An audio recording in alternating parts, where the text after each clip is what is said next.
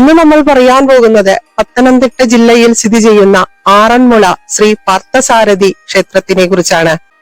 ആൾവാർമാർ പാടിപ്പുകഴ്ത്തിയ 108 ദിവ്യദേശങ്ങളിൽ ഉൾപ്പെടുന്ന അതിപുരാതനമായ അതീവ പ്രശസ്തമായ ഒരു ക്ഷേത്രമാണിത്. ആറന്മുള വള്ളംകളിയൊക്കെ അതീവ പ്രശസ്തമാണല്ലോ. പഞ്ചപാണ്ഡവന്മാരാൽ പ്രതിഷ്ഠിതമായ 5 ക്ഷേത്രങ്ങളിൽ ഒന്നാണിത്.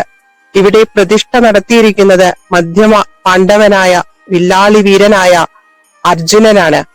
മഹാഭാരത യുദ്ധത്തിനിടയ്ക്ക് പാർത്ഥനു മുമ്പിൽ പ്രത്യക്ഷനായ പാർത്ഥസാരഥിയുടെ വിശ്വരൂപ ഭാവമാണ് ആറന്മുള വാഴും ഭഗവാന് എന്നാണ് വിശ്വാസം. കിഴക്ക് ദർശനമായി നിലകൊള്ളുന്ന ക്ഷേത്രത്തിന്റെ നിർമ്മിതി കേരളീയ വാസ്തുശില്പകലയുടെ മകുടോദാഹരണമാണ്. ചിങ്ങമാസത്തിലെ ഉത്രട്ടാതി നാളിലാണ് വള്ളംകളി നടക്കുന്നത്.